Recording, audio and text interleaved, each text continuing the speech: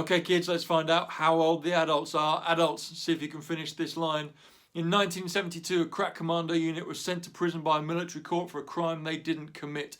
These men promptly escaped from a maximum security stockade to the Los Angeles underground. Today, still wanted by the government, they survive as soldiers of fortune. If you have a problem, if nobody else can help, and if you can find them, maybe you could hire the A-Team. When I was a kid, most Saturday nights we would sit down and we would watch the A-Team, and each Saturday the same story-ish was repeated over and over again. There was somebody who was doing something wrong, something bad, something unjust, something unfair, and the A-Team would come to their rescue, and just like it looked like they weren't going to be able to save the day, they would weld something together from a car and a plane's wing and maybe a toilet roll, and they would make something incredible, and that would save the day, and they would win. And the thing is, that story is true in pretty much any film or book that you've read. There's always a baddie or a force for evil, and there's always a goodie or a good guy. It was the same in the A-Team. It's the same in Star Wars, Harry Potter, Frozen 2, Aladdin, Toy Story, every Marvel comic, Paddington. It's even the same in the greatest film ever made, Notting Hill. So in today's part of the big story, we're going to see the baddie, the force for darkness, against the goodie and the force for light.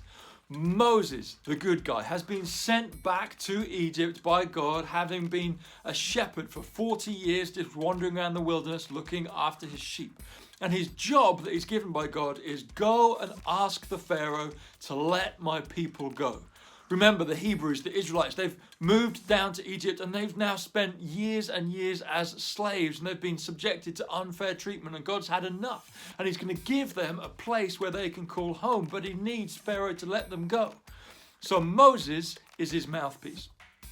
Moses is the good guy, and Pharaoh, it's a different Pharaoh to the one who was king when Moses left Egypt, is a meanie. He's bad news all day long. He doesn't care about anybody else. In fact, first time that Moses meets him, Moses asks, can we go? Can we just go into the desert for 3 days and have like a big festival, and we'll sacrifice to our God and we'll sing some songs and then we'll come back? The really mean Pharaoh says, well, if you've got enough time to take 3 days off for this church thing, then you're not working hard enough. All these bricks that you're making with straw, I'm giving you the straw. I'm no longer going to give you the straw. Find your own straw to make the bricks. He's a bad guy.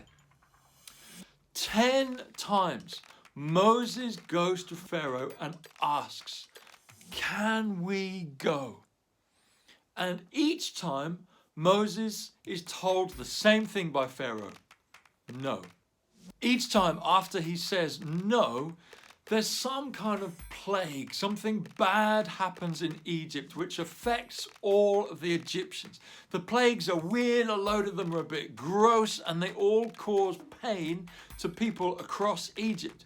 There's one where the water in the Nile turns to blood. There's flies and locusts that eat all of the harvest and the grain. There's gnats. There's these little boils and skin lesions and little cuts that appear and sores that appear on people's skins all over the place.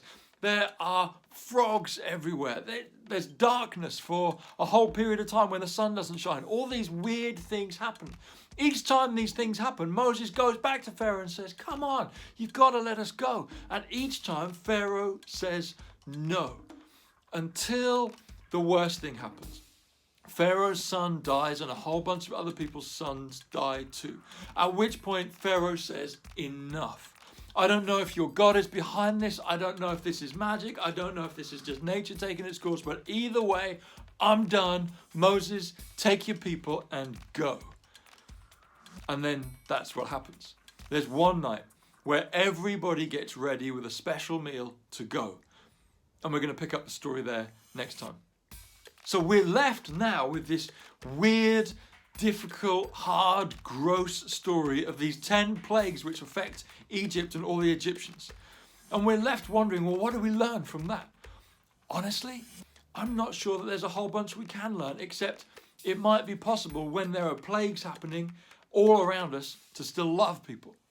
it seems to me that Pharaoh, his heart keeps getting harder and harder and harder. He doesn't care about people that are hurting. He doesn't care about injustice. He doesn't care that other people are afflicted with pain. He only cares when it affects him. His pride and his hard heart stop him caring for other people right up until the end of that bit of the story. Moses, on the other hand, well, he's learned how to care for others. He's learned how to protect others. He's learned how to look after others and ensure that their needs are met. I guess, if nothing else, I'm left at the end of this bit of the story questioning, well, which one of those two do I want to become like?